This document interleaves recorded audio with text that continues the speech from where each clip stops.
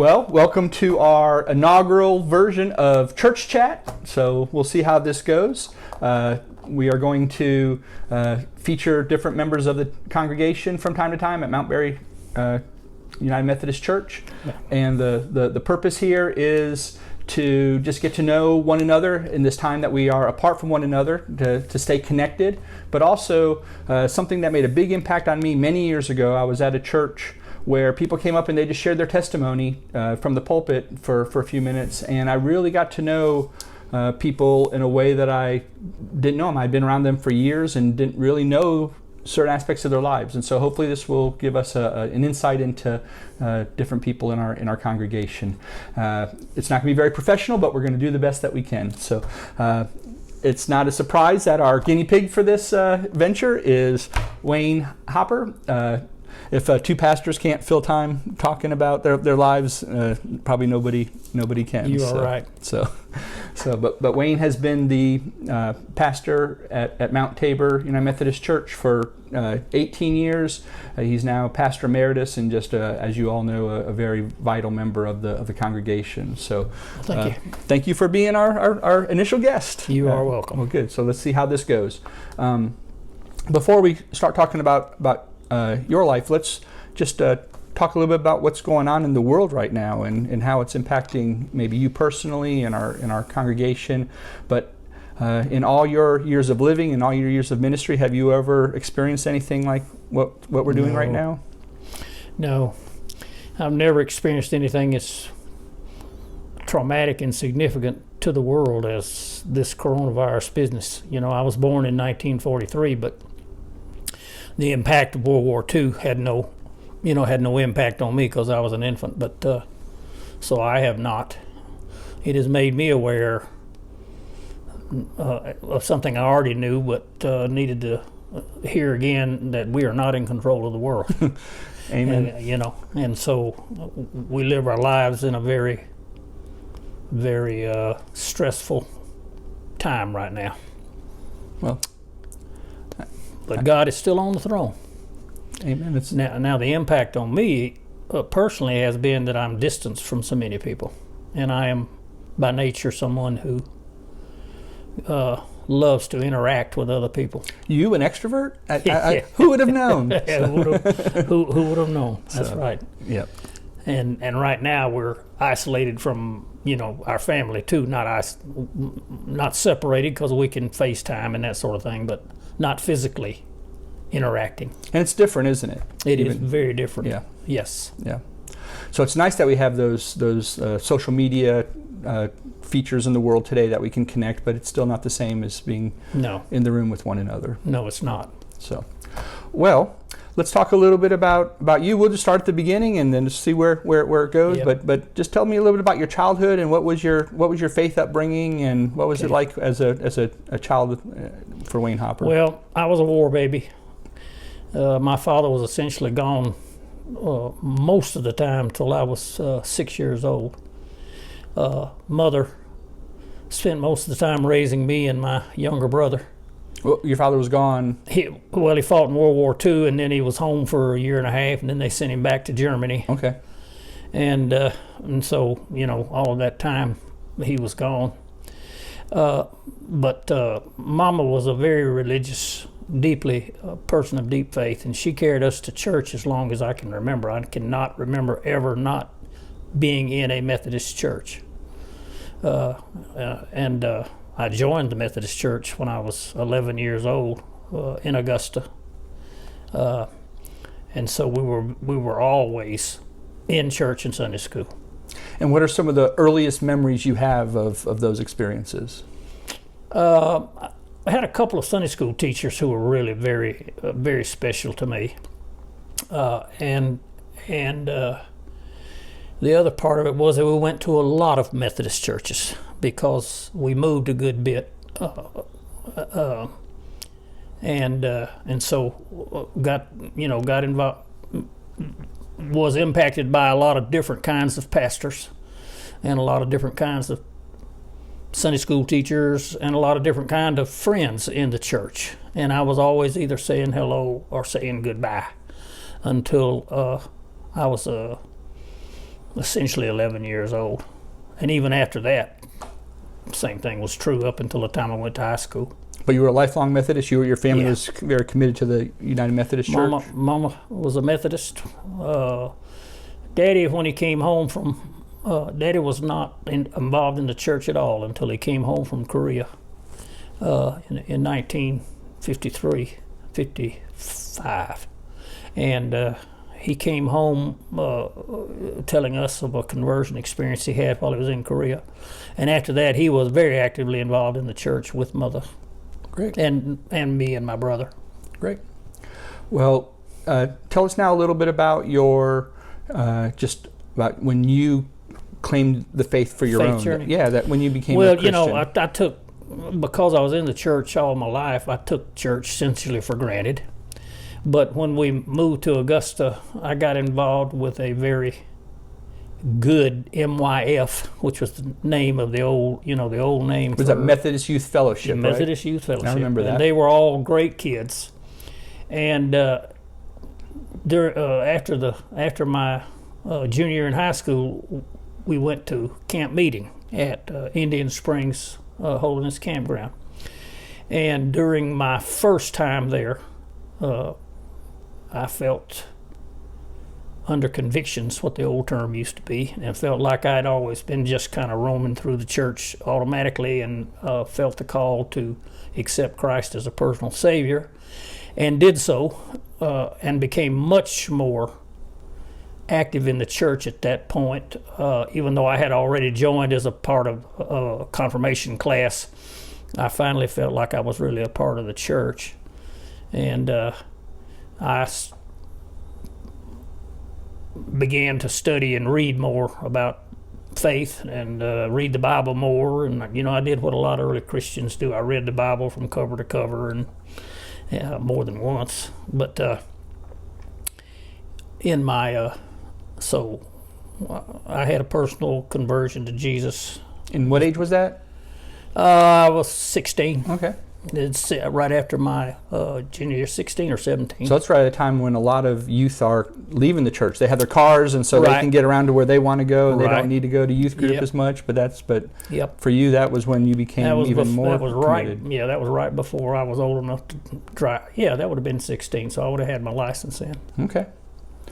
And then how about your calling into ministry? When did you get Well, that sense of that you were going to be? My pastor at that time was a man named Blake Kraft.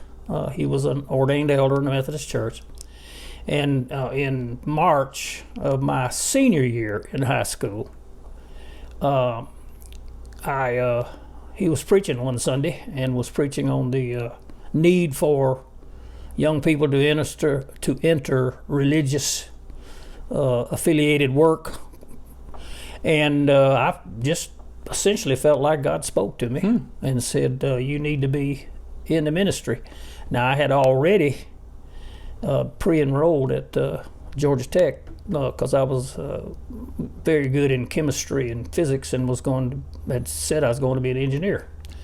So I went up to Blake after service and said, I felt a call to preach.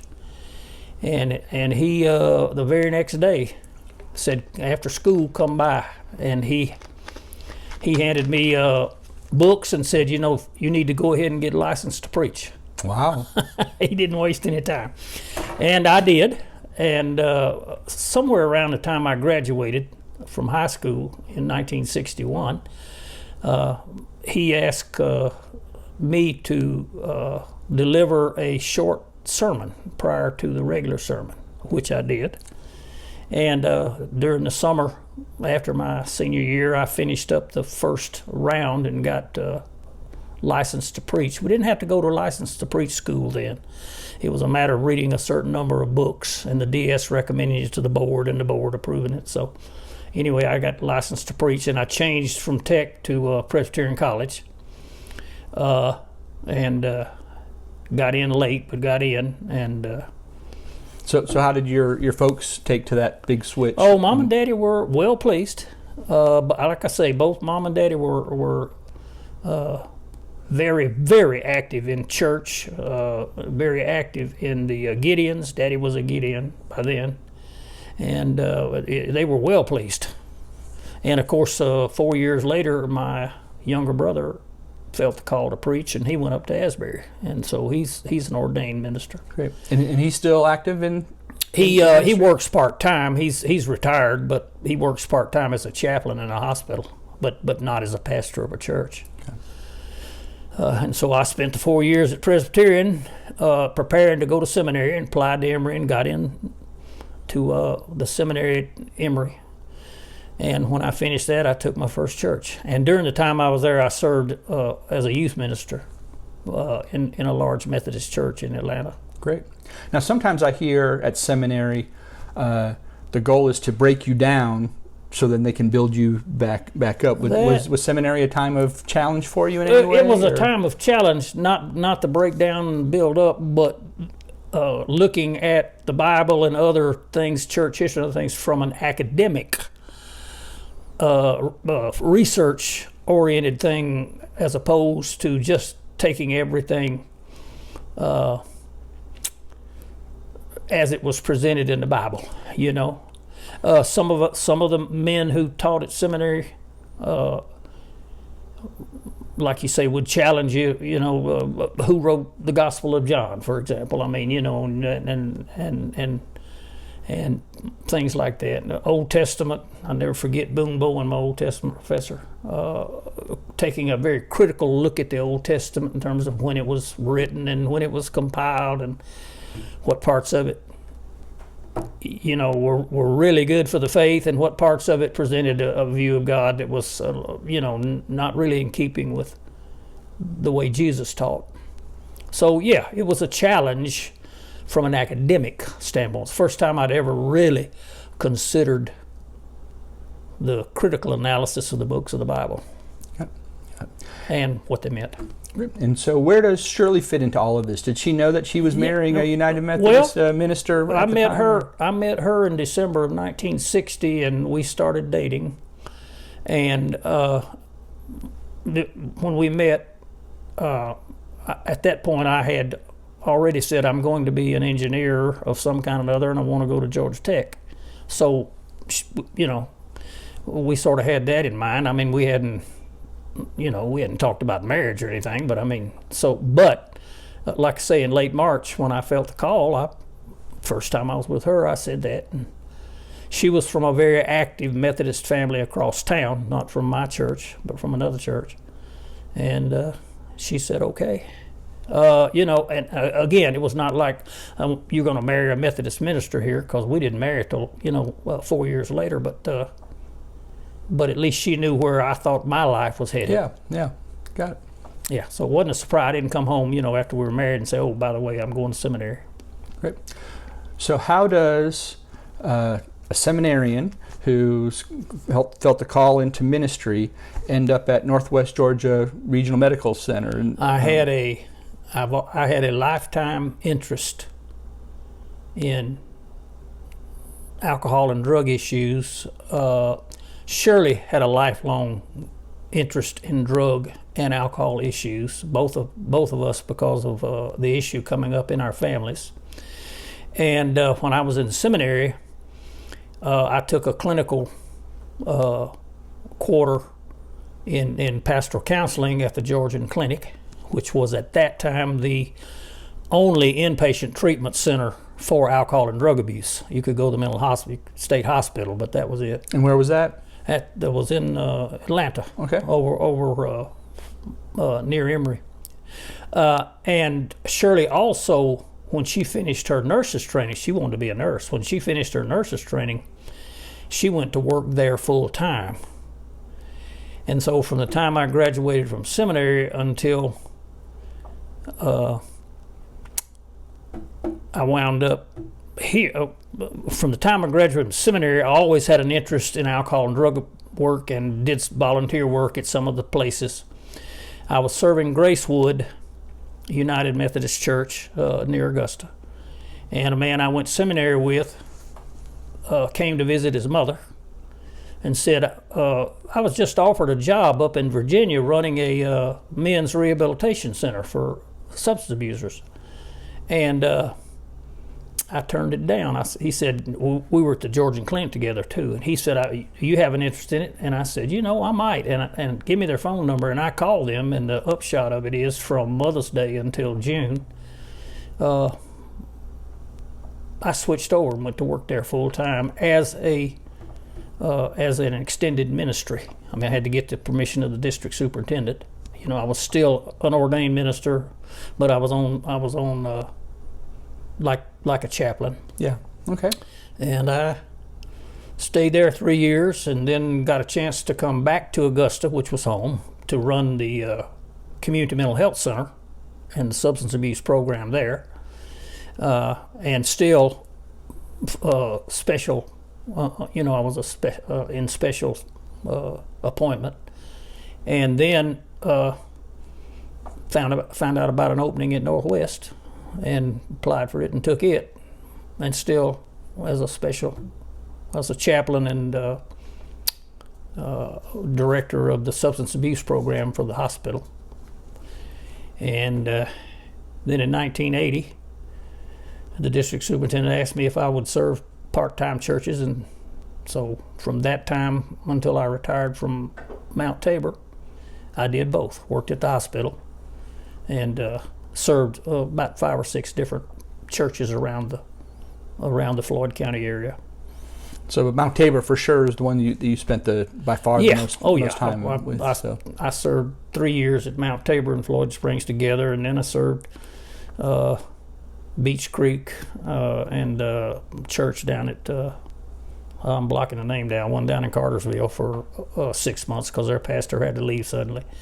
And then I came back to Mount Tabor and stayed there. And the rest is history. Yeah, and the rest is history. Yeah. So I was what I would call bivocational, although once I started serving part-time. Yep. And Shirley always spent most of her nursing time working in mental health facilities. Oh, is that right? Oh, yeah. I don't think I knew that. She worked at Gracewood in Augusta, which was the state hospital for the developmentally disabled. She worked at Northwest for 26 years as a nurse, primarily dealing with education and substance abuse. So she spent most of her life working in that field, but as a nurse. Great. All right, well, we're going to take a break, but that's the end of the first half of the interview with Wayne. We're going to have a second interview, and I hope you'll look for that one. In that one, he talks about his humor, his love of the Old Testament, as well as his just ministry at Mount Tabor in general. So I hope you'll look for that and watch the conclusion to his interview. Thanks a lot.